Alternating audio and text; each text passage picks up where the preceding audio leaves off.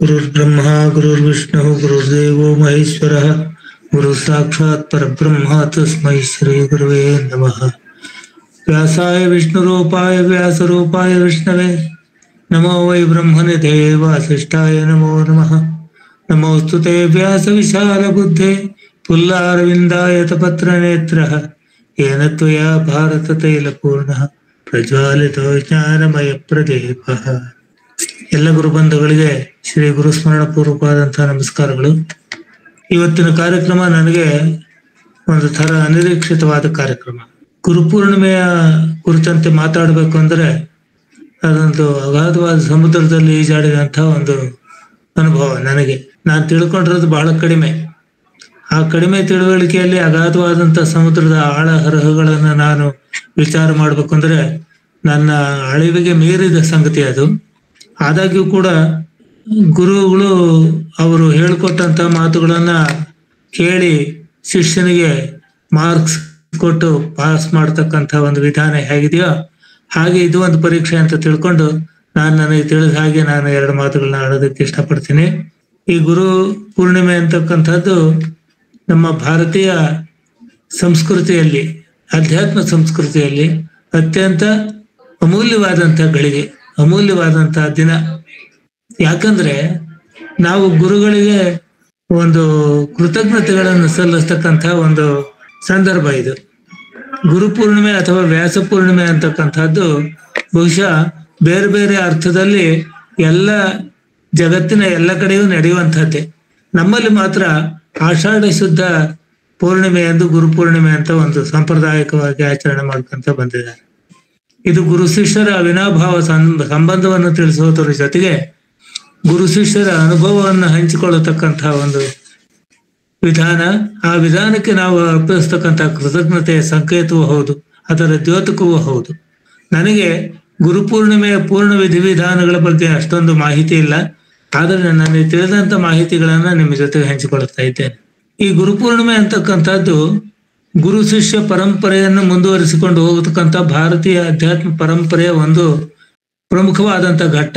ಬಹುಶಃ ಎಲ್ಲಿಯೂ ಇಲ್ಲದೆ ಇಡೀ ಜಗತ್ತಿಗೆ ಮಾದರಿಯಾಗಿರ್ತಕ್ಕಂಥ ಗುರು ಶಿಷ್ಯ ಪರಂಪರೆಯನ್ನು ಬಾಯಿಂದ ಬಾಯಿಗೆ, ಮುಖದಿಂದ ಮುಖಕ್ಕೆ ಹೇಳಿಕೊಳ್ಳುತ್ತಾ ಹೋಗುವಂತಹ ಒಂದು ವಿಧಾನ, ಕಲಿಕಾ ವಿಧಾನ ಇದೆಯಲ್ಲ, ಅದು ಇವತ್ತಿಗೂ ಕೂಡ ವೈಜ್ಞಾನಿಕವಾಗಿ ಅತ್ಯಂತ ಫಲಪ್ರದವಾಗಿರ್ತಕ್ಕಂಥದ್ದು, ಅತ್ಯಂತ ಸಕ್ಸಸ್ಫುಲ್ ಆಗಿರತಕ್ಕಂಥ ಒಂದು ವಿಧಾನ ಅಂತ ಅನ್ನುವ ಮಾತು ಎಲ್ಲ ಕಡೆ ಕೇಳಿದ್ದೇನೆ ನಾನು. ಯಾಕಂತ ಹೇಳಿದ್ರೆ ಈ ಬೈಹಾರ್ಟ್ ಮಾಡೋದಿದೆಯಲ್ಲ, ಬೈಹಾರ್ಟ್ ಮಾಡೋದ್ರಲ್ಲಿ 3 ವಿಧವಾದಂತಹ ಪ್ರಯೋಜನಗಳಿವೆ.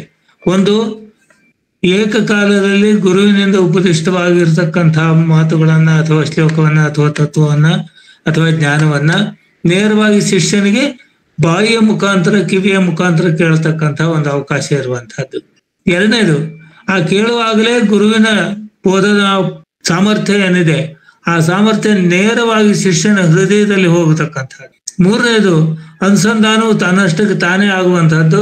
ಚೆನ್ನಾಗಿ ಬೈಹಾರ್ಟ್ ಮಾಡುವುದರಿಂದ ಅದು ಹೃದಯಂಗಮವಾಗಿ ಕೊನೆಯ ತನಕ ಶಾಶ್ವತವಾದ ನೆನಪಿನ ಭಂಡಾರದಲ್ಲಿ ಉಳಿಯತಕ್ಕಂಥದ್ದು. ಈ 3 ಸಂಗತಿಗಳು ಕೇವಲ ಶ್ರವಣ ಮತ್ತು ಮನನದಿಂದನೇ ಆಗ್ತಕ್ಕಂಥದ್ದು. ಅದಕ್ಕೆ ಹೇಳ್ತಾರೆ ಜ್ಞಾನಿಗಳು, ಶ್ರವಣವೇ ತಾಯಿ. ವೇದಾಂತ ಅಭ್ಯಾಸಕ್ಕೆ ಶ್ರವಣವೇ ತಾಯಿ ಅಂತ ಹೇಳ್ತಾರೆ. ಕೇಳೋದ್ರಿಂದಲೇ ಆಗುವಂತಹ ಪರಿಣಾಮ ಬೇರೆ ಯಾವ ಬರೆಯೋದ್ರಿಂದಾಗಲಿ, ಬೇರೆ ರೀತಿಯಾಗಿ ಬೋಧ ತಗೊಳ್ಳೋದಾಗಲಿ ಕೊಡೋದಾಗಲಿ ಅದರಿಂದ ಆಗೋದಿಲ್ಲ ಅಂತ ನಮ್ಮ ಪೂರ್ವಿಕರ ಅನುಭವಪೂರ್ವಕವಾದಂತಹ ಒಂದು ಮಾತು. ಅದನ್ನ ಆ ಪರಂಪರೆಯನ್ನ ಹಾಗೆ ಉಳಿಸ್ಕೊಂಡು ಬಂದಿರತಕ್ಕಂಥದ್ದು ನಮ್ಮ ವೇದ ಬೋಧನೆಯ ಕ್ರಮ. ವೇದಗಳನ್ನ ಇವತ್ತಿಗೂ ಕೂಡ ಅಕ್ಷರದಲ್ಲಿ, ಇತ್ತೀಚೆಗೆ ಅಕ್ಷರ ಸಂಶೋಧನೆ ಆದ್ಮೇಲೆ ಅಕ್ಷರ ರೂಪದಲ್ಲಿ ಬರೆದಿರಬಹುದು, ಆದರೆ ಇವತ್ತಿಗೂ ಕೂಡ ಪರಂಪರಾಗತವಾಗಿ ಅದು ಕೇಳ್ಕೊಂಡು ಕೇವಲ ಶ್ರವಣ ಮತ್ತು ಮನನಗಳ ಮೂಲಕನೇ ಅದು ಬೆಳ್ಕೊಂತ ಬಂದಿದೆ. ಯಾಕೆಂದ್ರೆ ಅಲ್ಲಿ ಒಂದು ವಿಶೇಷವಾದಂತ ಅನುಭವ ಆಗ್ತದೆ. ಸ್ವರ ಪ್ರಸ್ತಾರಗಳನ್ನ, ಉದಾತ್ತ ಅನುದಾತ್ತ ಸ್ವರಗಳನ್ನ ರೂಪದಲ್ಲಿ ಅದನ್ನ ಅಭ್ಯಾಸ ಮಾಡ್ತಾನೆ. ಶಿಷ್ಯನಾಗಿರ್ತಕ್ಕಂಥವನು ವೇದ ಮಂತ್ರಗಳನ್ನು ಅಭ್ಯಾಸ ಮಾಡ್ಬೇಕಾದ್ರೆ ಗುರುವಿನಿಂದ ಉಪದಿಷ್ಟವಾದಂಥ ವಿಧಿವಿಧಾನಗಳಲ್ಲಿ, ಸ್ವರ ವಿಧಾನಗಳಲ್ಲಿ, ಆ ಉಚ್ಚಾರಣಾ ವಿಧಾನಗಳಲ್ಲಿ ಚಾಚೂ ತಪ್ಪದೆ ಅನುಸರಿಸಿಕೊಂಡು ಹೋಗುವಂತಹ ಕ್ರಮವನ್ನ, ಆ ಆ ಕ್ರಮಬದ್ಧವಾದಂತಹ ಒಂದು ಪಾಠವನ್ನ ಆ ಗುರು ಶಿಷ್ಯರ ಮಧ್ಯೆ ಆಗ್ತದೆ. ಅದಕ್ಕೆ ಮುಂಚೆ ಆ ಗುರುಗಳಿಗೆ ವಂದನೆ ಮಾಡತಕ್ಕಂಥದ್ದು, ನಮಸ್ಕಾರ ಮಾಡತಕ್ಕಂಥದ್ದು, ಅವರಿಗೆ ಶರಣಾಗತನಾಗತಕ್ಕಂಥದ್ದು ಬಹಳ ಮುಖ್ಯವಾದಂತಹ ಒಂದು ಪ್ರೊಸೀಡಿಂಗ್ಸ್. ಆ ಪ್ರೊಸೀಜರ್ ಪ್ರಕಾರನೇ ಮಾಡ್ಬೇಕಾಗ್ತದೆ. ಆ ಗುರುವಿನ ಹತ್ರ ಹೋಗಿ ಶಿಷ್ಯ ಆದವನು ಅಧೀಹಿ ಭಗವೋ ಬ್ರಹ್ಮ ಅಂತ ಕೇಳ್ಕೊಳ್ತಾನೆ. ಅದಕ್ಕೆ ಅವನು ಸಮಿತ್ಪಾಣಿಯಾಗಿ ಹೋಗ್ಬೇಕು ಅಂತ ಹೇಳ್ತಾರೆ. ಆ ಗುರುವಿಗೆ ಏನಾದ್ರೂ ಒಂದು ಕಾಣಿಕೆಯನ್ನು ತಗೊಂಡು ಹೋಗಿ, ಈ ಕಾಲದಲ್ಲಿ ಸಮಿತ್ಪಾಣಿಯಾಗಿ ಹೋಗೋದಿಲ್ಲ, ಯಾಕಂದ್ರೆ ಅಗ್ನಿಹೋತ್ರ ಅವೆಲ್ಲ ಬಹಳ ಕಾಲದಿಂದ ನಾವು ಕೈ ಬಿಟ್ಕೊಂಡ್ ಬಂದಿದ್ದೀವಿ. ಆದರೆ ಗುರುವಿಗೆ ಒಂದು ಗುರುಭಿಕ್ಷಾ ಅಂತಕ್ಕಂಥದ್ದನ್ನ ತಗೊಂಡು ಹೋಗಿ ಆ ಗುರುವಿಗೆ ಸಮರ್ಪಿಸಿ ಗುರುವಿನಿಂದ ವೇದ ವಿಧಿಗಳನ್ನ ವಿಧಾನದಲ್ಲಿ ಕಲಿತಕ್ಕಂಥದ್ದಕ್ಕೆ ಒಂದು ಪ್ರಾರಂಭ ಮಾಡುವಂತಹ ದಿನ ಇದು ಗುರುಪೂರ್ಣಿಮೆ. ಜೊತೆಗೆ ಕಲಿತಿರ್ತಕ್ಕಂಥ ಸ್ನಾತಕನಾಗಿರ್ತಕ್ಕಂಥ ವಿದ್ಯಾರ್ಥಿ ತನ್ನ ಗುರುವಿಗೆ ಕೃತಜ್ಞತೆಗಳನ್ನು ಸಲ್ಲಿಸ್ತಕ್ಕಂತಹ ಒಂದು ಸಂದರ್ಭ. ಅದನ್ನು ಗುರುಪೂರ್ಣಿಮೆ ಅಂತ ಕರೀತಾರೆ.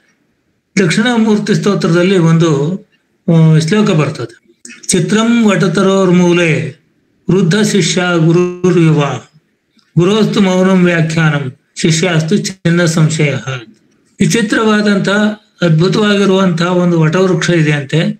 ಆ ವಟವೃಕ್ಷದ ಕೆಳಗೆ ದಕ್ಷಿಣಾಮೂರ್ತಿ ಸ್ವರೂಪದಲ್ಲಿ ಆ ಸದ್ಗುರುನಾಥ ಕೂತ್ಕೊಂಡಿರ್ತಾನೆ.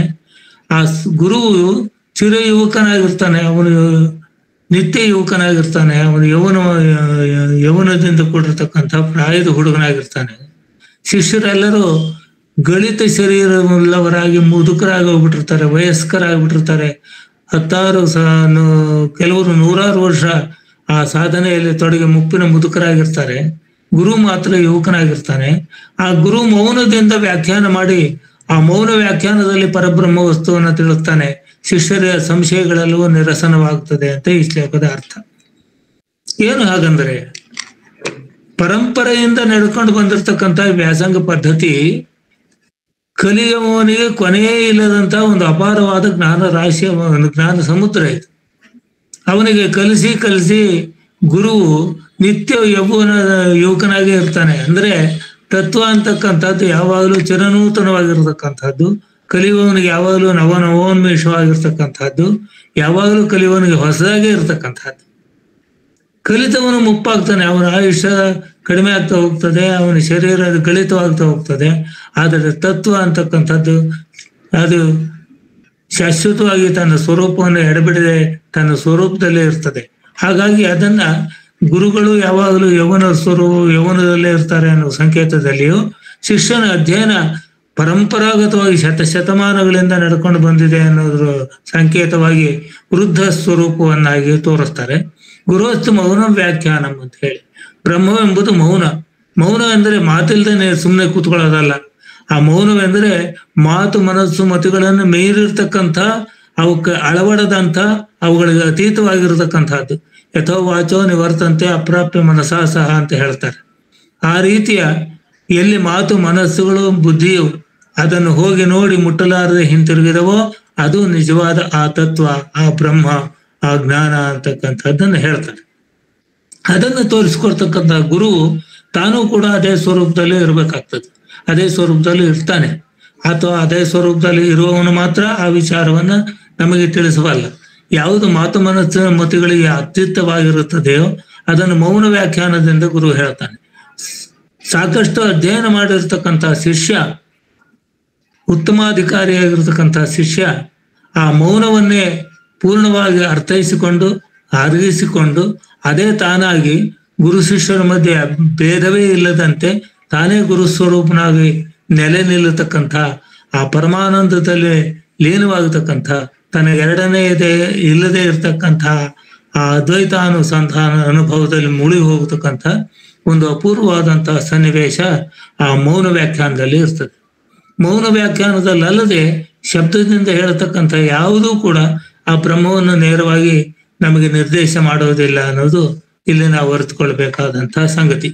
ಆದಾಗ್ಯೂ ಕೂಡ ನಮಗೆ ವೇದ ವಿಧಿಗಳನ್ನು ಕಲಿಸಿ ಆ ವೇದ ವಿಧಿಗಳನ್ನು ಕಲಿತು ಉಪನಿಷತ್ ಪ್ರಣೀತವಾಗಿರ್ತಕ್ಕಂತಹ ಅನುಭವೈಕ ವೇದ್ಯವಾಗಿರ್ತಕ್ಕಂತಹ ಜ್ಞಾನವನ್ನು ನಮಗೆ ತಿಳಿಸ್ತಕ್ಕಂಥ ಏಕೈಕ ಮಾರ್ಗ ಅಂದ್ರೆ ಗುರುವಿಗೆ ಶರಣಾಗತಿ ಆಗತಕ್ಕಂಥದ್ದು. ಗುರು ಒಬ್ಬನೇ ಆ ವಿದ್ಯೆಯನ್ನು ಬಲ್ಲ. ಅವನು ಮಾತ್ರ ನಮಗೆ ಸಮರ್ಥವಾಗಿ ಅದನ್ನು ಅನುಭವಿಸಿದ್ದವನ್ನಾಗಿ ಮಾಡಿಕೊಡಬಲ್ಲ. ಹಾಗಾಗಿ ಆ ಗುರುವಿಗೆ ನಾವು ಕೊಡ್ತಕ್ಕಂಥ ಕೃತಜ್ಞತೆಯನ್ನ ಸೂಚಿಸುವ ಒಂದು ದಿನ ಈ ಗುರು ಪೌರ್ಣಿಮೆ ದಿನ ಅಂತ ಹೇಳ್ತಾರೆ. ವ್ಯಾಸ ಪೂರ್ಣಿಮೆ ಅಂತ ಕೂಡ ಇದನ್ನು ಹೇಳ್ತಾರೆ. ವ್ಯಾಸರು ಜನಿಸಿದ ದಿನ ಅಂತ ಒಂದು ಅರ್ಥ ಇದೆ. ವ್ಯಾಸರು ವೇದಗಳನ್ನು ವಿಂಗಡಿಸಿ ಜಗತ್ತಿಗೆ ಕೊಟ್ಟಿರ್ತಕ್ಕಂಥ ಒಂದು ಸಂದರ್ಭ ಇವತ್ತು ಅಂತಾನು ಹೇಳ್ತಾರೆ. ಜೊತೆಗೆ ಈಗ 4 ದಿನಗಳ ಹಿಂದೆ ಒಂದು ಏಕಾದಶಿ ಆಗಿದೆ. ಆ ಆಷಾಢ ಶುದ್ಧ ಏಕಾದಶಿಯನ್ನ ಪ್ರಥಮ ಏಕಾದಶಿ ಅಂತ ಕರೀತಾರೆ. ಯಾಕೆಂದ್ರೆ ಅಲ್ಲಿ ದೇವಶಯನಿ ಏಕಾದಶಿ ಅಂತಾನು ಕರೀತಾರೆ ಅದನ್ನು. ದೇವರು ತನ್ನ ಸಗುಣ ಸ್ವರೂಪದಿಂದ ಆ ಆತ್ಮ ಸ್ವರೂಪಕ್ಕೆ ಹೋಗಿ ಯೋಗ ನಿದ್ರೆಯಲ್ಲಿ ಮಲಗ್ತಾನೆ ಅಂತ. ಯೋಗ ನಿದ್ರೆಯಲ್ಲಿ ಮಲಗಿ ಕಾರ್ತಿಕ ಶುದ್ಧ ದ್ವಾದಶಿ ಅಂದು ಅವನು ಮೇಲಕ್ಕೆ ಹೇಳ್ತಾನೆ, ಅವನು ಯೋಗ ನಿದ್ರೆಯಿಂದ ಎಚ್ಚೆತ್ತುಕೊಳ್ತಾನೆ ಅಂತ. ವಾಸ್ತವವಾಗಿ ಭಗವಂತನಿಗೆ ನಿದ್ರೆ, ಎಚ್ಚರ, ಕನಸು ಅಂತಕ್ಕಂಥದ್ದು ಇಲ್ಲ. ಆದಾಗ್ಯೂ ಕೂಡ ನಮ್ಮ ಸಗುಣ ಭಾವನೆಗೆ, ಸಗುಣ ಕಲ್ಪನೆಗೆ ಆ ಶಕ್ತಿಯ ಮನನ ಮಾಡಿಕೊಡುವ ಸಲುವಾಗಿ ದೇವರಿಗೆ ಒಂದು ಆಕಾರ ಕೊಡ್ತಾರೆ. ಆಕಾರಕ್ಕೆ ಕೆಲವೊಂದು ಲೀಲೆಗಳನ್ನ ಕೊಡ್ತಾರೆ. ಆ ಲೀಲೆಗಳೆಲ್ಲವೂ ಕೂಡ ನಮಗೆ ಸಮರ್ಥವಾಗಿ ಬ್ರಹ್ಮಬೋಧೆಯನ್ನು ಮಾಡ್ಲಿಕ್ಕಾಗಿ ಇರ್ತದೆ ಅಂತಕ್ಕಂಥದ್ದನ್ನ ನಾವು ಯಾವ ಕಾರಣದಿಂದಲೂ ಮರೆಯಬಾರದು. ಅದನ್ನ ಹೃದಯದಲ್ಲಿ ಅನುಸಂಧಾನ ಮಾಡ್ತಾ ಇರಬೇಕು. ಆ ರೀತಿಯ ಯೋಗ ನಿದ್ರೆಗೆ ಹೋಗುವಾಗ 4 ತಿಂಗಳ ಅವಧಿಯಲ್ಲಿ ಚಾತುರ್ಮಾಸ್ಯ ಅಂತ ಕರೀತಾರೆ. ಈ ಚಾತುರ್ಮಾಸ್ಯವನ್ನ ವಿಶೇಷವಾಗಿ ಸನ್ಯಾಸಿಗಳು ತಮ್ಮ ಇಡೀ ಪ್ರವಾಸವನ್ನ 4 ತಿಂಗಳ ಕಾಲ ನಿಲ್ಲಿಸಿ, ಈ ಮಳೆಗಾಲದ ದಿನ ಆಗಿರೋದ್ರಿಂದ ವೈಜ್ಞಾನಿಕವಾಗಿ ಕೂಡ ಅದು ಕೆಲವೊಂದು ಸೂಚನೆಗಳನ್ನು ಕೊಡ್ತಾರೆ. ಹೇಗೆ ಅಂದ್ರೆ ಈಗ ಈ ಮಳೆಗಾಲದ ದಿನಗಳಲ್ಲಿ ಸಂಚಾರ ಮಾಡಲಿಕ್ಕೆ ತುಂಬಾ ತೊಂದರೆ ಆಗ್ತದೆ. ಯತಿಗಳಾದವರು ಗ್ರಾಮೈಕರಾತ್ರರು, ಕುಟೀಚಕರು, ಬಹುದಕರು ಹೀಗೆಲ್ಲ ಇರ್ತದೆ. ಒಂದು ಊರಿನಲ್ಲಿ ಒಂದು ರಾತ್ರಿ ಅಂತ ಹೆಚ್ಚಿಗೆ ಉಳ್ಕೊಳ್ಬಾರ್ದು ಅಂತ ಹೇಳಿ ಅವರು ನಿಯಮಗಳಿರ್ತವೆ. ಸದಾ ಸಂಚಾರದಲ್ಲಿ ಇರ್ತಾರೆ ಅವರು. ಯಾಕೆ ಯತಿಗಳಿಗೆ ಸಂಚಾರವನ್ನು ವಿಧಿಸ್ತಾರೆ ಶಾಸ್ತ್ರ ಅಂದ್ರೆ, ಅವರಿಗೆ ಲೋಕಾನುಭವ ಹೆಚ್ಚುತ್ತಾ ಇರುತ್ತೆ ಮತ್ತು ಅವರು ಇದ್ದ ಜಾಗದಲ್ಲಿ ಅನೇಕ ಜಿಜ್ಞಾಸುಗಳನ್ನ ಅವರು ಪರಮಾರ್ಥದ ಕಡೆಗೆ ತಿರುಗಿಸ್ಬೇಕಾಗ್ತದೆ. ಅನೇಕ ಜಿಜ್ಞಾಸುಗಳಿಗೆ ಬರ್ತಕ್ಕಂಥ ಸಂಶಯಗಳನ್ನು ನಿವಾರಣೆ ಮಾಡ್ಬೇಕಾಗ್ತದೆ, ಲೋಕೋದ್ಧಾರ ಮಾಡ್ಬೇಕಾಗ್ತದೆ, ಲೋಕ ಸಂಗ್ರಹ ಮಾಡ್ಬೇಕಾಗ್ತದೆ, ಉತ್ತಮಾಧಿಕಾರಿಗಳಿಗೆ ಅವರ ತನ್ನ ಸ್ವಸ್ವರೂಪ ಜ್ಞಾನವನ್ನು ಬೋಧಿಸ್ಬೇಕಾಗ್ತದೆ. ಹಾಗಾಗಿ ಅವರು ನಿರಂತರವಾಗಿ ಸಂಚಾರದಲ್ಲಿ ಇರ್ತಾರೆ.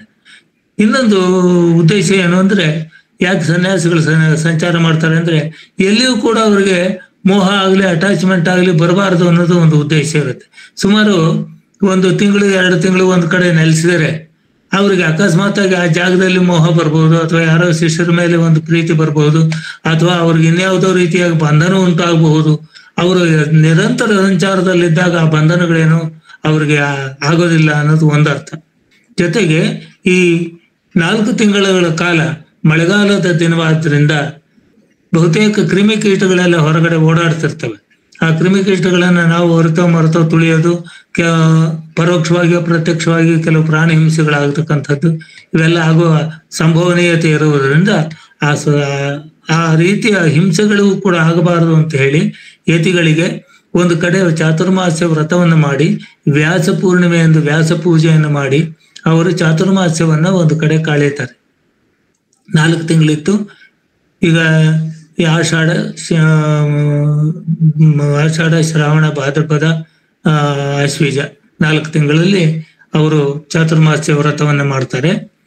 ಈಗ ಇತ್ತೀಚೆಗೆ ನಾನು ಕೇಳಿದಂಗೆ ಅದು 2 ತಿಂಗಳ ಅವಧಿಯಲ್ಲೇ ಮಾಡ್ತಾರೆ ಅಂತ ಕಾಣುತ್ತೆ. ಅದು ಅವರ ಆಚರಣೆಯ ವಿಧಾನಗಳು, ಅದು ಬಿಡಿ. ಒಟ್ಟು 4 ತಿಂಗಳ ಕಾಲ ಚಾತುರ್ಮಾಸ್ಯ ಅಂತ ಹೇಳಿ, ಈ ಚಾತುರ್ಮಾಸ್ಯ ವ್ರತವನ್ನ ಕೇವಲ ಗುರುಗಳೇ ಮಾಡದೆ ಶಿಷ್ಯರು ಕೂಡ ಮಾಡಬೇಕು ಅಂತ ಕೆಲವು ವಿಧಿವಿಧಾನಗಳಿವೆ.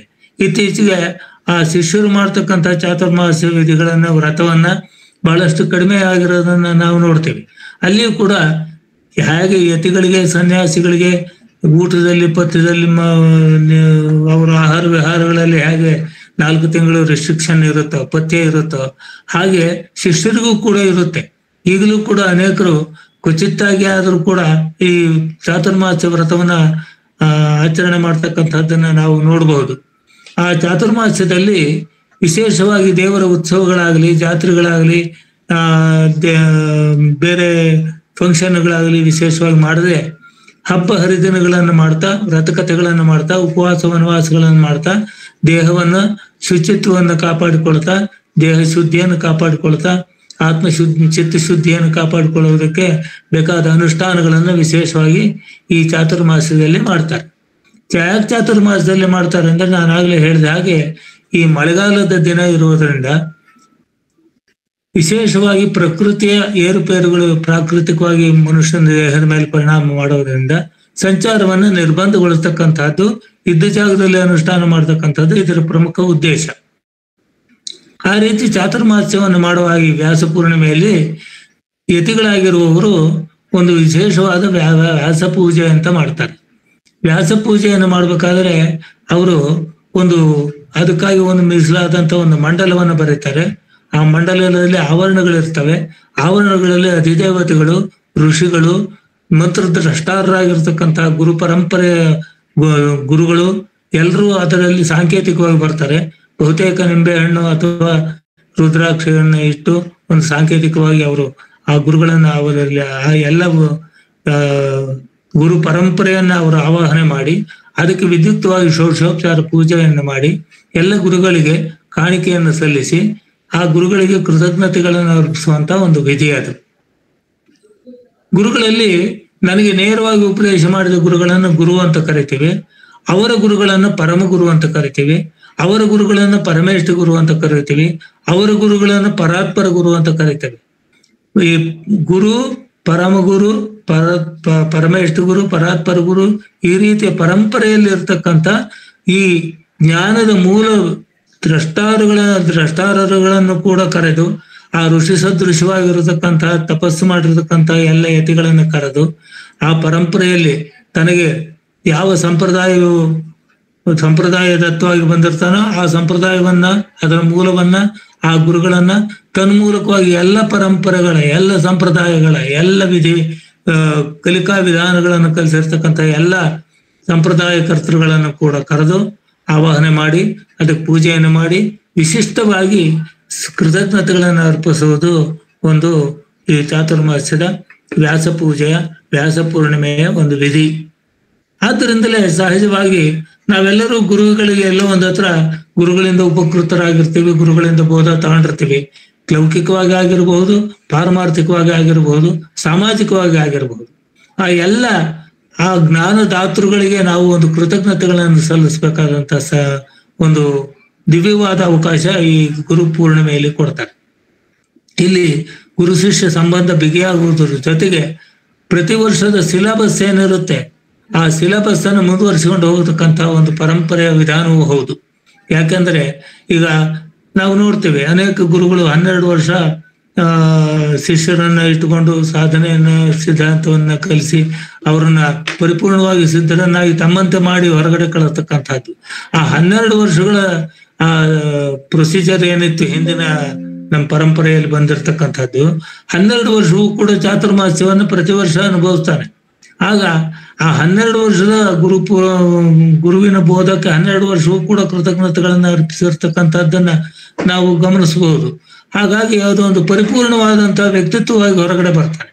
ಶಿಷ್ಯ ಯಾವ ಸ್ಥಿತಿಯಲ್ಲಿ ಗುರುಗಳ ಆಶ್ರಯಕ್ಕೆ ಹೋಗಿರ್ತಾನೋ ಅವರಿಂದ ಪರಿಪೂರ್ಣವಾಗಿ ಕಲಿತ ಮೇಲೆ ಅವನು ಗುರು ಸ್ವರೂಪವಾಗಿ ಹೊರಗಡೆ ಬರ್ತಾನೆ. ಹಾಗಾಗಿ ಈ ಗುರು ಪರಂಪರೆ ಅಂತಕ್ಕಂಥದ್ದು ಸಮಾಜದ ಮೇಲೆ ಸತತವಾಗಿ ತನ್ನ ಶಕ್ತಿಯನ್ನ, ಪ್ರಭಾವವನ್ನ, ತನ್ನ ಜ್ಞಾನವನ್ನ ಕೊಟ್ಕೊಂತಾನೆ ಹೋಗ್ತಾ ಇರುತ್ತೆ. ಈ ಪರಂಪರೆಗೆ ವಿಚ್ಛಿತ್ತಿ ಅನ್ನತಕ್ಕಂಥದ್ದೇ ಇಲ್ಲ. ನಮ್ಮ ಪುಣ್ಯದಿಂದ ನಮ್ಮಲ್ಲಿ ಸಾಂಕೇತಿಕವಾಗಿ ಆದ್ರೂ ಕೂಡ ಈಗ ಈ ಗುರು ಪೂರ್ಣಿಮೆಯನ್ನ ನಾವು ಆಚರಣೆ ಮಾಡ್ತಾ ಇರ್ತಕ್ಕಂಥದ್ದನ್ನ ನಾವು ನೋಡ್ತೀವಿ. ನಮಗೆ ಅನೇಕ ಸಾರಿ ನಾವು ಮಾಡ್ತಕ್ಕಂಥ ವ್ರತಕಥೆಗಳ ಹಿನ್ನೆಲೆ ಮುನ್ನೆಲೆ ಗೊತ್ತಿರೋದಿಲ್ಲ. ಆದ್ರೂ ಕೂಡ ನಾವು ಪೂರ್ವಿಕರು ಮಾಡಿದ್ರು ಅಂತ ಹೇಳಿ ಮಾಡ್ತೀವಿ. ಕೆಲವೊಂದ್ ಸಾರಿ ಅಷ್ಟೇ ಸಾಕಾಗುತ್ತೆ ನಮಗೆ ಇವೆಲ್ಲ ವಿಚಾರಗಳನ್ನು ತಿಳ್ಕೊಳ್ಳದೆ ಶ್ರದ್ಧಾ ಭಕ್ತಿಯಿಂದ ಗುರು ಪೂರ್ಣಿಮೆ ದಿನ ಗುರುವನ್ನು ಪೂಜಿಸಿ ಅವನಿಂದ ಆಶೀರ್ವಾದವನ್ನು ತಗೊಂಡು ಅವನಿಂದ ಒಂದು ಬೋಧವನ್ನು ತಗೊಂಡು 1 ವರ್ಷದ ತನಕ ಅನುಷ್ಠಾನ ಮಾಡುವುದು ಒಂದು ರೀತಿಯ ಸಾಧನಾ ಕ್ರಮವೇ ಆಗಿರ್ತದೆ. ಹಾಗಾಗಿ ತಿಳಿದೋ ತಿಳಿದೇನೋ ನಾವು ಗುರು ಪೂರ್ಣಿಮೆಯನ್ನು ಆಚರಣೆ ಮಾಡ್ತಕ್ಕಂಥದ್ದು ನಮ್ಮೆಲ್ಲರ ಕರ್ತವ್ಯ ಆಗಬೇಕು. ಇದು ಲೌಕಿಕ ವಿದ್ಯೆಗೂ ಅನ್ವಯವಾಗ್ತದೆ. ಹಾಗೇನು ಪರಮಾರ್ಥ ವಿದ್ಯೆಗೆ ನಾನು ಹೇಳಲೇಬೇಕಾದ್ದಿಲ್ಲ. ಅದಕ್ಕೆ ಸಹಜವಾಗಿ ಗುರು ಶಿಷ್ಯ ಪರಂಪರೆ ಇಲ್ಲದಿದ್ರೆ ಆ ಶಕ್ತಿ, ಆ ತತ್ವ ಪ್ರಸಾರ ಆಗದೇ ಇಲ್ಲ. ಹೀಗಾಗಿ ವಿಶೇಷವಾಗಿ ಗುರುಪೂರ್ಣಿಮೆಗೆ ನಮ್ಮಲ್ಲಿ ಒಂದು ವಿಶಿಷ್ಟವಾದ ಸ್ಥಾನ ಇದೆ. ಸೆಪ್ಟೆಂಬರ್ 5ನೇ ತಾರೀಕು ಟೀಚರ್ಸ್ ಡೇ ಅಂತ ಮಾಡ್ತೀವಿ, ಅದು ಒಂಥರ ಗುರುಪೂರ್ಣಿಮೆನೆ. ಆದ್ರೆ ಅದರಲ್ಲಿ ಲೌಕಿಕವಾದ ಪ್ರಧಾನವಾಗಿ ನೋಡ್ಕೊಳ್ತೀವಿ ಲೌಕಿಕ ವಿದ್ಯೆಯನ್ನ. ಇದರಲ್ಲಿ ಪರಮಾರ್ಥ ವಿದ್ಯೆಯನ್ನ ಅಂದ್ರೆ ಪರಾವಿದ್ಯೆಯನ್ನ ಕಲಿಯತಕ್ಕಂಥದ್ದು, ಅದನ್ನು ಅನುಭವಕ್ಕೆ ತಂದ್ಕೊಳ್ತಕ್ಕಂಥದ್ದನ್ನ ವಿಶೇಷವಾಗಿ ಕಲಿತೇವೆ.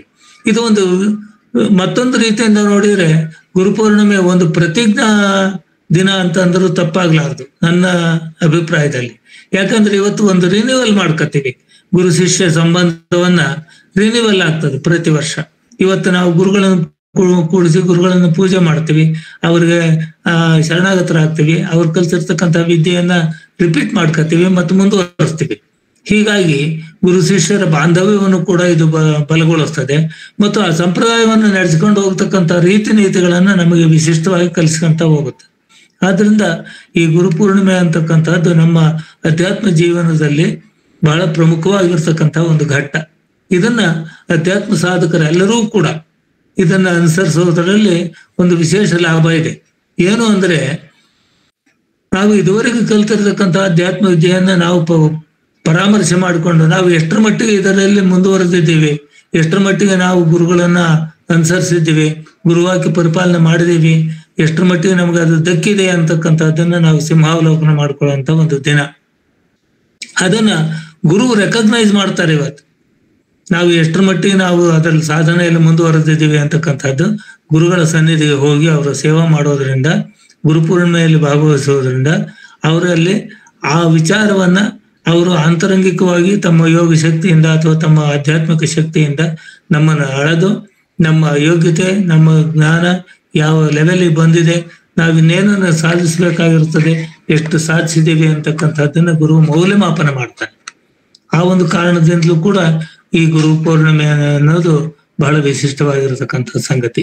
ನಾನಾಗಲೇ ಹೇಳಿದೆ, ಆ ಗುರು ಚಾತುರ್ಮಾಸ್ಯದಲ್ಲಿ ವ್ಯಾಸ ಪೂಜೆ ಮಾಡ್ಬೇಕಾದ್ರೆ ಒಂದು ಮಂಡಲವನ್ನು ಬರೆದು ಆ ಮಂಡಲದಲ್ಲಿ 80 ಸ್ಥಾನಗಳನ್ನು ನಿರ್ದೇಶನ ಮಾಡಿ, ಅದಕ್ಕೆಲ್ಲ ಮಂಡಲಗಳಿರುತ್ತೆ, ಒಂದೊಂದು ಪರಂಪರೆಗಳಿರುತ್ತೆ. ಆ ಪರಂಪರೆಯಲ್ಲಿರ್ತಕ್ಕಂಥ ಋಷಿ, ಅದಕ್ಕೆ ಸಂಬಂಧಪಟ್ಟಂತಹ ಮಂತ್ರ, ಅದಕ್ಕೆ ಸಂಬಂಧಪಟ್ಟಂತಹ ಶಿಷ್ಯರು, ಆ ಪ್ರಶಿಷ್ಯರು, ಪರಾತ್ಪರ ಶಿಷ್ಯ ಗುರುಗಳು ಎಲ್ಲರನ್ನೂ ಒಂದು ಆ ಮಂಡಲದಲ್ಲಿ ಆವಾಹನೆ ಮಾಡಿ ಅದಕ್ಕೆ ಪೂಜೆ ಮಾಡ್ತಾರೆ. ಹೀಗಾಗಿ ಎಲ್ಲ ಪರಂಪರೆಯ ಎಲ್ಲ ಗುರುಗಳ ಸಮ್ಮಿಲನವೇ ಆ ವ್ಯಾಸ ಪೂಜೆ ಮಂಡಲದಲ್ಲಿ ಏಕತ್ರಗೊಂಡಿರ್ತದೆ. ಆಗ ಅಲ್ಲಿ ನಮಗೆ ಉಪದೇಶ ಕೊಟ್ಟಿರ್ತಕ್ಕಂಥ ನಮ್ಮ ಗುರು ಏನಿರ್ತಾರೆ ಅವರು ಕೂಡ ಅದರಲ್ಲಿ ಭಾಗಿಗಳಾಗಿರ್ತಾರೆ. ಅವರೆಲ್ಲರೂ ಆ ಪರಂಪರೆಯನ್ನು ಪೂಜೆ ಮಾಡುವ ಆ ಗುರುಗಳಿಗೆ ನಾವೆಲ್ಲರೂ ಶರಣಾಗತರಾಗಿ ನಮ್ಮ ಕಾಣಿಕೆಯನ್ನ, ನಮ್ಮ ಗುರುಭಕ್ತಿಯನ್ನ ಅಲ್ಲಿ ಅವರಿಗೆ ಸಮರ್ಪಣೆ ಮಾಡಬೇಕಾದಂತ ಒಂದು ವಿಶೇಷ ಸಂದರ್ಭ ಅಲ್ಲಿರ್ತದೆ. ಹೀಗಾಗಿ ಚಾತುರ್ಮಾಸ್ಯಕ್ಕೆ ತನ್ನದೇ ಈ ವ್ಯಾಸ ಪೂಜೆಗೆ ತನ್ನದೇ ಆದಂತ ವಿಶಿಷ್ಟವಾದಂತ ಒಂದು ಮಹತ್ವ ಇದೆ. ನನ್ನ ಪುಣ್ಯದಿಂದ ನಾನು ಒಂದೆರಡು ಚಾತುರ್ಮಾಸ್ಯಗಳನ್ನ ನಮ್ಮ ಗುರುಗಳ ಕಡೆಯಿಂದ ನೋಡಿದ್ನಾಗಿ ನನಗೆ ಈ ಬಗ್ಗೆ ಒಂದು ಸ್ವಲ್ಪ ಇಷ್ಟು ಹೇಳುವಷ್ಟು ಮಾಹಿತಿ ನನಗೆ ಸಿಕ್ತು. ಇನ್ನು ವಿಶೇಷವಾದ ಮಾಹಿತಿಗಳನ್ನ ಗುರುಗಳಿಂದಲೇ ಕೇಳಬೇಕು. ಯಾಕೆಂದ್ರೆ ಚಾತುರ್ಮಾಸ್ಯದಲ್ಲಿ ಗುರುಗಳು ಒಂದು ವಿಶೇಷವಾದ ಪ್ರವಚನ ಕೊಡ್ತಾರೆ. ಅವತ್ತು ಸಾಯಂಕಾಲ ಅಥವಾ ವ್ಯಾಸ ಪೂಜೆ ಮುಗಿದ ಮೇಲೆ ಅಲ್ಲಿ ವ್ಯಾಸಾಕ್ಷತೆ ಅಂತ ಹೇಳಿ ಮಂತ್ರಾಕ್ಷತೆಗಳನ್ನ ಅನುಗ್ರಹ ಮಾಡಿಕೊಡ್ತಾರೆ. ಅದರಲ್ಲಿ ಅವರ ತಪಶಕ್ತಿಯನ್ನ, ಯೋಗ ಶಕ್ತಿಯನ್ನ, ಆಧ್ಯಾತ್ಮಿಕ ಜ್ಞಾನ ಶಕ್ತಿಯನ್ನ ಅದರಲ್ಲಿ ತುಂಬಿ ಆಶೀರ್ವಾದ ಪೂರ್ವಕವಾಗಿ ಆ ಮಂತ್ರಾಕ್ಷತೆಯನ್ನು ಕೊಡ್ತಾರೆ. ಆ ಮಂತ್ರಾಕ್ಷತೆಯನ್ನು ಧಾರಣ ಮಾಡುವುದರಿಂದ ನಮ್ಮಲ್ಲಿ ಅನೇಕ ಶಕ್ತಿಪಾತದಂತ ಅನುಭವಗಳು ಕೂಡ ಆಗ್ತವೆ. ಅಂತ ಸಮರ್ಥವಾದ ಗುರುವಿನ ಆಶೀರ್ವಾದ ನಮಗೆ ಯಾವಾಗಲೂ ಇರ್ತದೆ ಅಂತಕ್ಕಂಥ ಭರವಸೆ ನಮಗೆ ಸಿಗ್ತದೆ. ನಾವು ಅನೇಕ ಚರಿತ್ರೆಗಳಲ್ಲಿ, ಗುರು ಚರಿತ್ರೆಯಲ್ಲಿ ಮತ್ತೊಂದರಲ್ಲಿ, ಬೇರೆ ಬೇರೆ ಕಥೆಗಳಲ್ಲಿ ನಾವು ಕೇಳಿದ್ದೇವೆ. ಈ ಗುರು ಶಿಷ್ಯ ಬಾಂಧವ್ಯ ಎಂಥದ್ದು, ಆ ಗುರು ಶಿಷ್ಯ ಪರಂಪರೆ ಎಂಥದ್ದು, ಆ ಗುರುವಿನಿಂದ ಶಿಷ್ಯನಿಗೆ ಆಗತಕ್ಕಂಥ ಆ ಶಕ್ತಿಪಾತ ಎಂಥದ್ದು ಅನ್ನೋದನ್ನು ಕೂಡ ನಾವು ಅನೇಕ ಕಥೆಗಳಲ್ಲಿ ಕೇಳಿರ್ತೀವಿ. ಆದ್ರೆ ಅದನ್ನು ನಮ್ಮದನ್ನಾಗಿ ಮಾಡಿಕೊಳ್ಳೋದಕ್ಕೆ ನಮಗೊಂದು ಕೆಲವು ಯೋಗ್ಯತೆಗಳು ಬೇಕಾಗ್ತದೆ. ಯಾವುದು? ಶ್ರದ್ಧಾ ಭಕ್ತಿಗಳೆಂಬ ಯೋಗ್ಯತೆ, ಅವ್ರು ಹೇಳಿರ್ತಕ್ಕಂಥದ್ದನ್ನ ತಿಳ್ಕೊಳ್ಳುವಂತ ಒಂದು ಕುತೂಹಲ, ತಿಳ್ಕೊಂಡದ್ದನ್ನು ಮನನ ಮಾಡತಕ್ಕಂಥ ಏಕಾಗ್ರತೆ, ಇವೆಲ್ಲವನ್ನು ನಾವಿಟ್ಟುಕೊಂಡು ಆ ಗುರುಗಳ ಸನ್ನಿಧಿಗೆ ಹೋಗಿ ಆ ವ್ಯಾಸ ಪೂಜೆಯಲ್ಲಿ ಭಾಗವಹಿಸಿ ಅಲ್ಲಿ ಬರ್ತಕ್ಕಂತಹ ಗುರುವಾಣಿಯನ್ನ ನಾವು ಮನನ ಮಾಡಿ ಅದನ್ನ ಶ್ರದ್ಧಾ ಭಕ್ತಿಗಳಿಂದ ಮತ್ತು ಏಕಾಗ್ರತೆಯಿಂದ ನಮ್ಮ ಹೃದಯದಲ್ಲಿ ಸಂಸ್ಥಾಪನೆ ಮಾಡಿಕೊಂಡು ಅದನ್ನ ಪದೇ ಪದೇ ರಿಪೀಟ್ ಮಾಡ್ಕೊಳ್ತಾ ಅನುಸಂಧಾನ ಮಾಡ್ಕೊಳ್ತಾ ಇದ್ದದ್ದೇ ನಿಜವಾದರೆ ಈ ಗುರು ಪರಂಪರೆ ಅಂತಕ್ಕಂಥದ್ದು ಸಾರ್ಥಕವಾಗುತ್ತೆ. ಇದು ತನ್ನ ಶಕ್ತಿಯನ್ನ ನಮಗೆ ದಾರಿ ಕೊಡ್ತಾ ಇದೆ. ಅದೃಷ್ಟವಶಾತ್ತು ನಮ್ಮ ದೇಶದಲ್ಲಿ ನಮ್ಮ ಈ ಗುರು ಪರಂಪರೆಗೆ ವಿಚ್ಛಿತ್ತಿ ಅಂತಕ್ಕಂಥದ್ದು ಬಂದಿಲ್ಲ. ಈ ಕಾಲದಲ್ಲೂ ಕೂಡ ಅನೇಕ ಗುರುಗಳಿದ್ದಾರೆ, ಅನೇಕ ಶಿಷ್ಯರಿದ್ದಾರೆ. ಗುರು ಪರಂಪರೆ ನಡೀತಾ ಬಂದಿದೆ. ಆಧ್ಯಾತ್ಮಿಕವಾದಂತಹ ಒಂದು ಶಕ್ತಿಯನ್ನು ತುಂಬುತ್ತಾ ಬಂದಿದೆ. ಇತ್ತೀಚೆಗೆ ನಮ್ಮ ಯುವ ಜನಾಂಗದಲ್ಲಿ ಕೂಡ ಬಹಳಷ್ಟು ಈ ಕಡೆ ಆಸಕ್ತಿ ಬರ್ತಾ ಇದೆ. ಆಧ್ಯಾತ್ಮಿಕವಾದಂತಹ ಆಸಕ್ತಿ ಬರ್ತದೆ, ತುಡಿತಾ ಬರ್ತದೆ. ಏನಿಲ್ದಿದ್ರು ಅದನ್ನು ಕೇಳಿ ತಿಳ್ಕೊಂಡು ಅದನ್ನ ಅನುಷ್ಠಾನ ಮಾಡ್ಬೇಕು ಅನ್ನೋ ಒಂದು ಸಣ್ಣದಾದಂತಹ ಒಂದು ಬೀಜ ಹೃದಯದಲ್ಲಿ ಬಿದ್ದಿದೆ. ಎದೆಗೆ ಬಿದ್ದ ಅಕ್ಷರ ಭೂಮಿಗೆ ಬಿದ್ದ ಬೀಜ ಎಂದಿಗೂ ಕೆಡೋದಿಲ್ಲ ಅನ್ನೋ ಒಂದು ಗಾದೆ ಇದೆ. ಆ ರೀತಿಯಾಗಿ ಇವತ್ತು ನಮ್ಮ ಮೇಲೆ ಮೂಡ್ತಕ್ಕಂಥ ಈ ಗುರುಪೂರ್ಣಿಮೆ ಸಂದರ್ಭದಲ್ಲಿ ಬರ್ತಕ್ಕಂಥ ಎಲ್ಲ ಸಂಸ್ಕಾರಗಳು ಕೂಡ ಮುಂದೆ ಒಂದು ಅಧ್ಯಾತ್ಮ ಅಭ್ಯಾಸ ವೃಕ್ಷವನ್ನಾಗಿ ಮಾಡಿಕೊಂಡು ಅದಕ್ಕೆ ಸರಿಯಾದ ಬೋಧ, ಅನುಸಂಧಾನ, ನಿಧಿಧ್ಯಾಸನ ಮುಂತಾದ ಗೊಬ್ಬರಗಳನ್ನು ಕೊಟ್ಕಂತ ಆ ಅಧ್ಯಾತ್ಮ ವೃಕ್ಷವನ್ನು ನಮ್ಮ ಹೃದಯದಲ್ಲಿ ಬೆಳೆಸ್ಕೊಂಡ್ರೆ ಅದು ಏಕತ್ವ ಅನುಭವದ ಫಲವನ್ನು ಕೊಡೋದ್ರಲ್ಲಿ ಯಾವ ಸಂಶಯನೂ ಇಲ್ಲ. ನಮ್ಮ ಭರಮಸಾಗರದಲ್ಲಿ ಛಾಯಾಪತಿರಾವ್ ಅಂತ ಒಬ್ರು ಇದ್ರು. ಶಂಕರಲಿಂಗ ಭಗವಾನ್ರ ಸೇವಾ ಮಾಡಿದವರು. ಅವರು ಒಂದು 25 ವರ್ಷ ಸೇವೆ ಮಾಡಿದವರು. ಅವರು ಬಹಳ ಒಳ್ಳೆಯ ಅಧ್ಯಾತ್ಮ ಸಾಧಕರವರು. ಅವರು ನನಗೆ ಒಂದ್ ಸಂದರ್ಭದಲ್ಲಿ ಹೇಳ್ತಾ ಇದ್ರು, ಭಜನೆ ಮಾಡೋದು ಒಂಥರ ಹೈಬ್ರಿಡ್ ಜೋಳ ಹಾಕ್ದಂಗ್ ಕಣ. ನನ್ನ ರಾಜಣ್ಣ ಅಂತ ಕರೆಯೋರವರು. ಭಜನೆ ಮಾಡೋದು ಒಂಥರ ಹೈಬ್ರಿಡ್ ಜೋಳ ಹಾಕ್ದಂಗ್ ಕಣ ರಾಜಣ್ಣ. ಬರೀ ಹೈಬ್ರಿಡ್ ಜೋಳ ಹಾಕಿದ ಸಾಲದು, ಅದಕ್ಕೆ ಆತ್ಮವಿಚಾರ ಅಂತಕ್ಕಂಥ ಫರ್ಟಿಲೈಸರ್ ಹಾಕ್ಬೇಕು, ಅವಾಗ ಬೆಳೆ ಉತ್ಕೃಷ್ಟವಾಗಿ ಬರ್ತದೆ ಅಂತ ಹೇಳ್ತಾ ಇದ್ರು ಅವರು. ಹೀಗೆ ಈ ಆತ್ಮಾನುಸಂಧಾನದ ಗೊಬ್ಬರವನ್ನ ಹಾಕೋದಕ್ಕೆ ಕಾರಣ, ಗೊಬ್ಬರವನ್ನು ಯಾವ ಪ್ರಮಾಣದಲ್ಲಿ ಹಾಕ್ಬೇಕು, ಅದಕ್ಕೆ ಕೀಟಗಳು ಬರ್ತವೆ. ಅನೇಕ ವಿಧವಾದಂತ ಈ ಅಧ್ಯಾತ್ಮ ವೃಕ್ಷವನ್ನ ಹಾನಿ ಮಾಡ್ತಕ್ಕಂಥ ಕೀಟಗಳು ಬರ್ತವೆ. ಬೆಳೆಯನ್ನ ನಾಶ ಮಾಡ್ತಕ್ಕಂಥದ್ದು, ತಿಂತಕ್ಕಂಥದ್ದು. ಆ ಕೀಟಗಳಿಗೆ ಯಾವ ಕೀಟನಾಶಕ ಹೊಡಿಬೇಕನ್ನೋದು ಗುರುವಿಗೆ ಗೊತ್ತಿರ್ತದೆ. ಅವನು ಆ ಕೀಟಕ್ಕೆ ಸರಿಯಾದ ಕೀಟನಾಶಕವನ್ನು ಹೊಡೆದು ಆ ಫಸಲನ್ನ ಅಚ್ಚುಕಟ್ಟಾಗಿ ಕೈ ತುಂಬಾ ಫಸಲು ಬರುವಂತ ಮಾಡ್ತಾನೆ. ಯಾಕೆ ಕೈ ತುಂಬಾ ಫಸಲು ಬರ್ಬೇಕು? ಅದು ಇಡೀ ಜಗತ್ತಿಗೆ ಹಂಚುವಂತಹದ್ದು. ಜ್ಞಾನ ಅಂತಕ್ಕಂಥದ್ದು ನನ್ನಲ್ಲಿ ಬಂತು ಅಂದ ತಕ್ಷಣ ನಾನು ಎಲ್ರಿಗೂ ಹಂಚಬೇಕದು. ಇಲ್ದಿದ್ರೆ ಅದು ಸುಮ್ಮನೆ ಇರಲ್ಲ, ಒಳಗೆ ಬಂದೇ ಬರ್ತದೆ ಅದು ಹೊರಗಡೆ. ಆಮೇಲೆ ಗುರುವಿನ ಕರ್ತವ್ಯ ಕೂಡ ಅಷ್ಟೇ. ಅವನು ಪರಮ ಕಾರುಣ್ಯ ಸಿಂಧು ಅಂತ ಕರೀತಾರೆ. ಅವನು ಆ ಹೇತು ಕೃಪಾ ಸಿಂಧು ಅಂತ. ಯಾಕೆಂದ್ರೆ ಅವನು ಯಾವುದೇ ಉದ್ದೇಶವಿಲ್ಲದೆ ಶಿಷ್ಯರನ್ನ ಅನುಗ್ರಹ ಮಾಡ್ತಾನೆ. ಶಿಷ್ಯರಿಂದ ಯಾವ ನಿರೀಕ್ಷೆಯೂ ಇರೋದಿಲ್ಲ. ನಿರೀಕ್ಷೆಯಿಂದ ಉಪದೇಶ ಮಾಡ್ತಕ್ಕಂಥ, ನಿರೀಕ್ಷೆಯಿಂದ ಬೋಧ ಮಾಡ್ತಕ್ಕಂಥ ಗುರು ಅವನು ಸಾಮಾನ್ಯ ಗುರು ಆಗ್ತಾನೆ. ಆದ್ರೆ ಬ್ರಹ್ಮನಿಷ್ಠನೂ ಶ್ರೋತ್ರಿಯನೂ ಆಗಿರ್ತಕ್ಕಂಥ ಗುರು ಯಾವ ಶಿಷ್ಯನಿಂದ ಏನನ್ನು ಅಪೇಕ್ಷೆ ಮಾಡದೆ ಅನ್ಯಾಯವಾಗಿ ಇವನು ಭವದಲ್ಲಿ ಬಿದ್ದು ಹಾಳಾಗಿ ಹೋಗ್ತಾನಲ್ಲ ಅಂತ ಒಂದೇ ಒಂದು ಕಾರಣದಿಂದ ಅವನು ಆ ತನ್ನಲ್ಲಿರ್ತಕ್ಕಂಥ ಜ್ಞಾನಾನುಭವವನ್ನು ಶಿಷ್ಯನಿಗೆ ದಾರಿ ಎರೆದು ಅವನ ಯೋಗ್ಯತಾನುಸಾರವಾಗಿ, ಅವನ ಪಾತ್ರಾನುಸಾರವಾಗಿ ಅವನಿಗೆ ಆ ಬೋಧೆಯನ್ನು ಕೊಟ್ಟು ಅವನನ್ನು ಸಾಧನೆಯಲ್ಲಿ ತೊಡಗಿಸಿ, ಅವನ ಸಾಧನೆಯಲ್ಲಿ ಮುಂದುವರೆದಂಗೆಲ್ಲ, ಸಾಧನೆಯಲ್ಲಿ ಅವನು ಉತ್ತೀರ್ಣನಾದಂಗೆಲ್ಲ, ಉನ್ನತ ಮಟ್ಟಕ್ಕೆ ಬಂದಂಗೆಲ್ಲ ನೋಡಿ ಸಂತೋಷ ಪಡ್ತಕ್ಕಂಥವನು ಗುರು ಒಬ್ಬನೇ. ಶಿಷ್ಯಾದಿಚ್ಛೆ ಪರಾಜಯಂ ಅಂತ ಒಂದು ಗಾದೆ ಇದೆ. ಶಿಷ್ಯನಿಂದ ತಾನು ಸ್ವಯಂ ಶಿಷ್ಯನನ್ನು ಪರೀಕ್ಷೆಗೊಳಪಡಿಸಿ ತಾನು ಸೋಲುವುದನ್ನ ಗುರು ನೋಡ್ಬೇಕು ಅಂತ ಅಪೇಕ್ಷೆ ಪಡ್ತಾನಂತೆ. ಇದು ಗುರುವಿನ ಕೃಪಾ ದೃಷ್ಟಿ ಅಂತ. ಶಿಷ್ಯನಿಂದ ತಾನು ಸೋಲುವುದನ್ನು ಬಯಸುತ್ತಾನೆ ಗುರು ಅಂತ. ಅಂದ್ರೆ ತನಗಿಂತ ಮೀರಿದ ಅನುಭವ ಉಳ್ಳವನಾಗಬೇಕು ಶಿಷ್ಯ ಅನ್ನೋ ಭಾವನೆಯಿಂದ ಗುರು ಧಾರೆ ಕೊಡ್ತಾನೆ. ಆದ್ರಿಂದ ಆ ಗುರುವನ್ನ ತಾಯಿಗಿಂತ ಹೆಚ್ಚು, ತಂದೆಗಿಂತ ಹೆಚ್ಚು, ಜಗತ್ತು ಎಲ್ಲ ದಾತೃಗಳಿಗಿಂತ ಹೆಚ್ಚು ಅಂತ ಕರೀತಾರೆ. ಯಾಕೆಂದ್ರೆ ಭವಬಂಧನವನ್ನು ಬಿಡಿಸ್ತಾನೆ, ಭವರೋಗವನ್ನು ಬಿಡಿಸ್ತಾನೆ. ಈ ಮಿಕ್ಕ ತಂದೆ ತಾಯಿಗಳು ದೇಹವನ್ನು ಪೋಷಣೆ ಮಾಡ್ತಾರೆ, ಆದ್ರೆ ಗುರು ಅವನಲ್ಲಿರ್ತಕ್ಕಂಥ ಜ್ಞಾನವನ್ನು ಪೋಷಣೆ ಮಾಡ್ತಾನೆ. ಆ ಜ್ಞಾನವನ್ನು ಉದ್ದೀಪನಗೊಳಿಸ್ತಾನೆ. ಆ ಜ್ಞಾನದಿಂದ ಇಡೀ ಜಗತ್ ಕಲ್ಯಾಣವಾಗುವಂತಹ ದೃಷ್ಟಿಯಲ್ಲಿ ಅವನು ತಪಸ್ ಮಾಡ್ತಿರ್ತಾನೆ. ಗುರು ತಪಸ್ ಮಾಡೋದು ತನಗಾಗಿ ಅಲ್ಲ, ತನ್ನ ಶಿಷ್ಯರಿಗಾಗಿ ಮತ್ತು ಲೋಕಕ್ಕಾಗಿ ಅನ್ನೋದನ್ನ ನಾವೆಲ್ಲರೂ ಅನುಭವಪೂರ್ವಕವಾಗಿ ಗಮನಿಸಿದ್ದೇವೆ. ನಮಗೆ ಗೊತ್ತಾಗಿದೆ.